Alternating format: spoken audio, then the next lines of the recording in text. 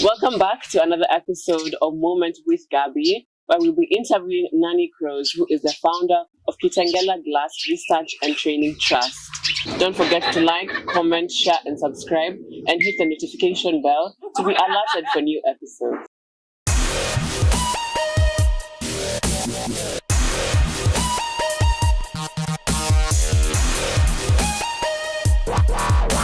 So who is Nani Croze and where are you from? Nani Croze isn't actually Nani at all. She's called Christiana Franziska, as my bank tells me now. I'm a war child. I was born just 1943 when the Russians did what they always do and are doing now, when they invaded Eastern Germany. The place I was born was Königsberg. There's such a long story. You sure want to hear all that? It goes on and on.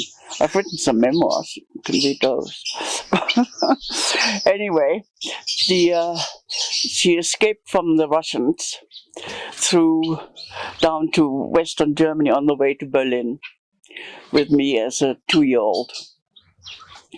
And it was, of course, these were terrible, terrible times. No money, never mind money, food, nothing. It was a bad time. So anyway, I grew up in different places in Germany and finally in the Black Forest, where my father, very famous German artist, H.A.P. Grieshaber, you can all look it up in your Google, he did wood printing from wood that he carved, and then different colors came from different plates. And I helped, yes. You had to rub it with a spoon when the color was put on. Silver spoon, important. Anyway, that story goes on and on and on.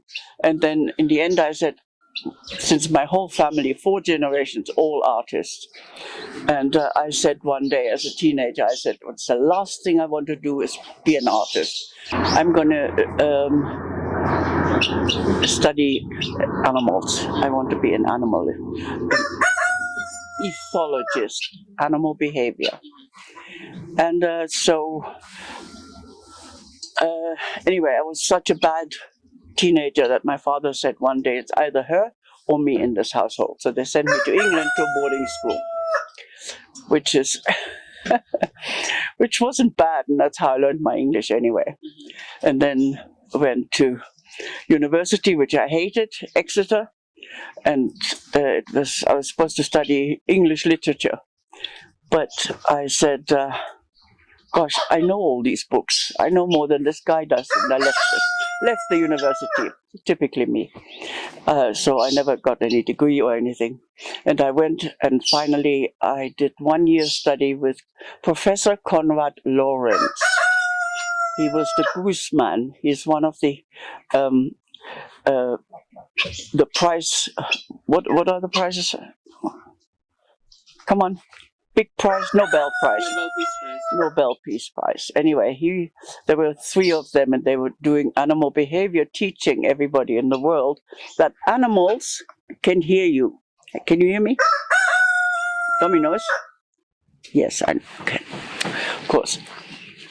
And not just dogs or ducks, etc. It was geese. So I studied a whole year with goslings, young geese that had just hatched, and I carried them around. That's where I met my first husband, who came from Oxford, where the second Nobel Peace Prize winner, Nico Tinbergen, and that's where we were in Oxford then, with my first son, and my then husband was studying, what do you think? Croze, of course. What's my second name?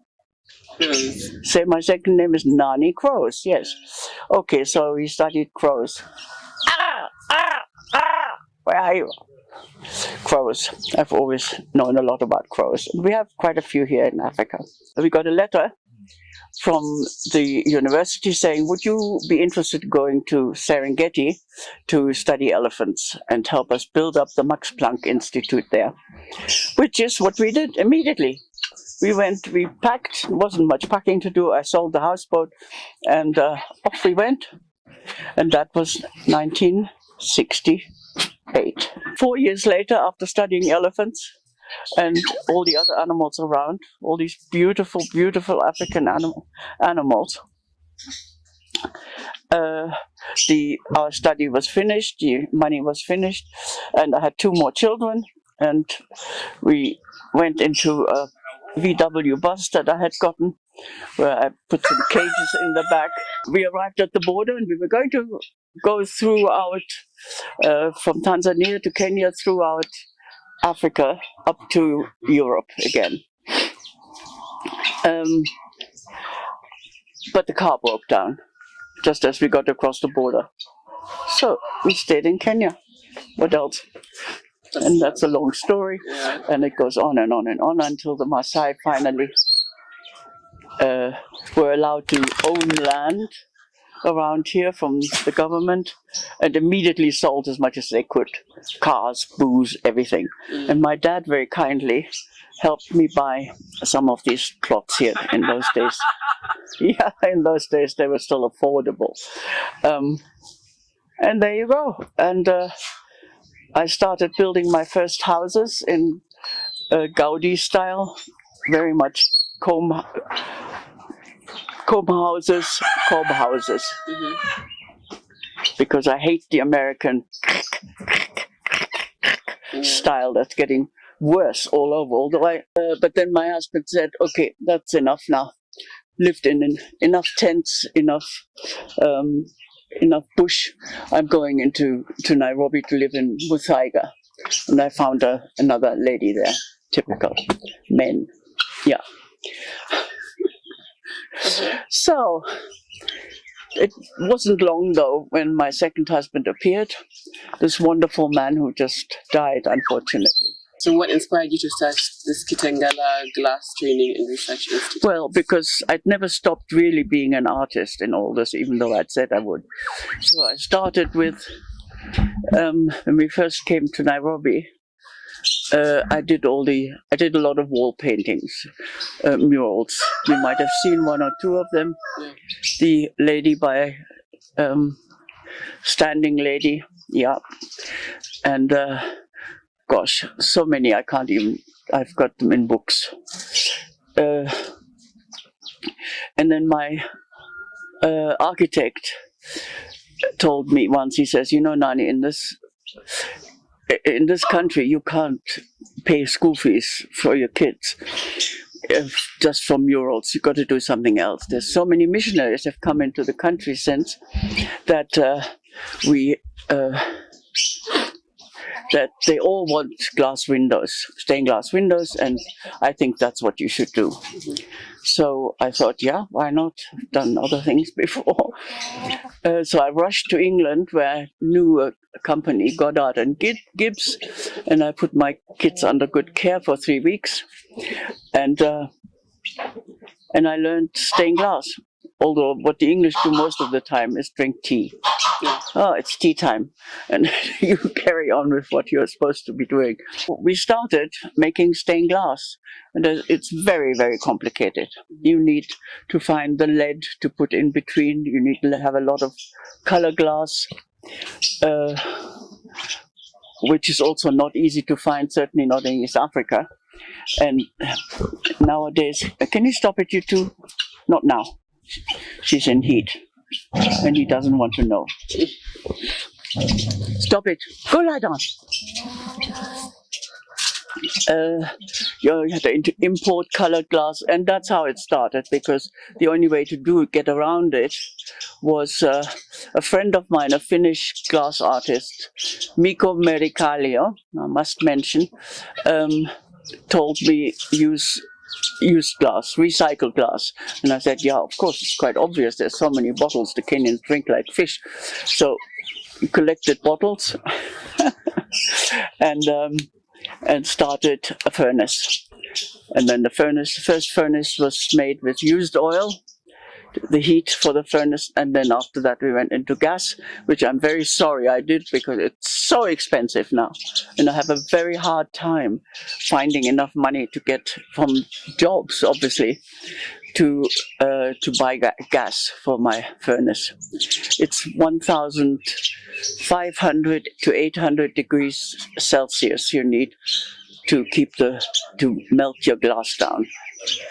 And then I found a place where they sell you glass colors, just powdered glass in color, like red or yellow, which is very difficult, almost impossible to make because you need gold for red. There you go. Yeah. All right. So you source your glass from recycled material. That's how you make your glass. That's when we now make our glass. Yeah. Okay. And what are some of the challenges you've experienced in this glass making industry? Well, imagine if you had to do that. What would the challenges be? I don't know. Well, just Maybe burns or something, or when you're molding the glass. oh yeah, you could burn it all the time. But for that, we use all sorts of plant material and things. I'm very lucky. We have never had a really bad incident, but I'm insured, so my staff is fairly safe. I won't say anything aloud because then something happens. Yeah. Yeah, anyway, and lots of people we've trained, people have come and gone, and everybody's very happy with what they experienced here. But I have people been here for 20 years with me, exactly like you. And, right, what else? And what are some of the products that you make? Some of the Products that you make with your glass. You make glasses, you make chandeliers. Tell us about that. well, my son does mainly the tableware now, but he doesn't speak to me anymore. He came back from rather unfortunate experiences in America and came back here, and then we were doing stained glass together. He finished his degree in the USIU here and learned. Yeah, I sent him to south of France because there was an article in one of my glass magazines. And he went and he was very happy to learn glass blowing there. Because I tried to learn glass blowing, but the school I went to, they couldn't do it. There was Pilchuck in America that I went to and did. It was just a summer seminar. But anyway, I know how it's done, and I've trained lots of people. Ansem is the one who's training on his side, and always has stuff. So he does tableware, glasses, jug. But we also do it when we have enough glass, enough gas for the glass. Well, we do any of that, but mainly I do glass dalle de verre. That's the blocks, glass blocks. And you can see if it's not too horrible. Back there is one of the screens, and up there you'll have seen lots of screens and figures and all these. In your years, what's the most? In your years of making glass or dealing with glass, what's the most interesting product or challenging product that you have ever made? There's one word you keep using which I don't understand. What? Challenging what? Product. Product. Aha, Yes. product. That you Yes. have made, or that you made and made you feel, this is my best work. No, I've made so many best works. So there's always a new technique that we're trying to do. I mean, be it mosaic, of course, which we teach to the children. And we have workshops where we teach that, as well as pottery and of course stained glass. But stained glass is difficult because it needs lead lines. I'm sure you saw it up there. And then the newest one I'm doing is we use shards and in molten the shards on window glass and let them fuse them into the window glass. Half of the time they don't fuse together because they don't like each other.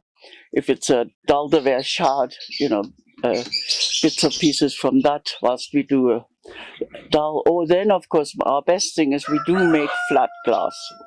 And if you go up there and take a picture of the screen with all the different colors, you saw it?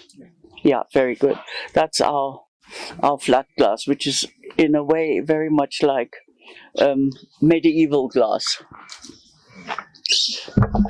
because we just roll it, drop, color, roll it, and hope it doesn't come out boom or something else. Yeah. But anyway, it's attractive. It's in my glass door over there. And I've just done some windows for somebody, which actually came out okay. And the gentleman, the client, was very pleased with it and said, that's a good new technique we're doing. Gosh, there's so many techniques, continually, something or other. And it's always interesting because it's experimental and it's adventurous. Yeah. You said that you train people. How many people have you trained so far? Or gosh, don't ask me. Or talk to us about the training part. How you train people. Train people and they stay, or train people and they go. And for how long do you train them for? No, that's my project to do, and I have people helping me with this in case I can't quite make it anymore. It's the craft school that we're planning to do, where all these youngsters, and it's on TV all the time, all these youngsters who can't get through schools, nobody can afford it, and what are they going to do with the rest of their lives? Yeah. And that's exactly it. And my craft school will show them how to make, floors like that, build houses like that, do glass like that. And then, but the important part is afterwards you tell them where to show it, where to showcase what you've done and how you can do it. So that's what my plans are. What advice would you give someone who wants to start venturing into the glass industry, or wants to start making glass or doing things with glass? I do it all the time. Collect bottles, make them small, crush them, put them into concrete. Or use the whole bottle and make walls out of it. Or this and that. I mean, come for a couple of days and they can go with it. It's free. Beads, bottle tops.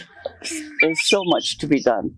And two of my guys, he's very good. Kibe does all sorts of things, but also out of plastic bottles, because that's the bad thing in our hair, everybody's hair, and our sea and our bushes, and anywhere that you can do things with plastic. Okay.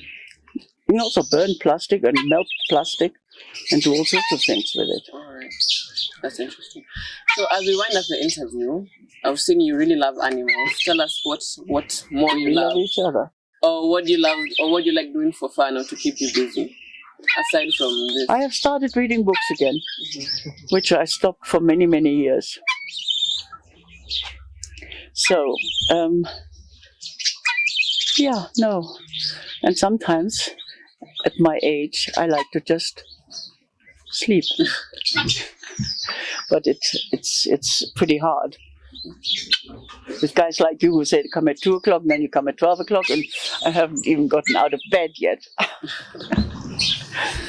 All right, that's it. Thank you for the interview. Thank you for that.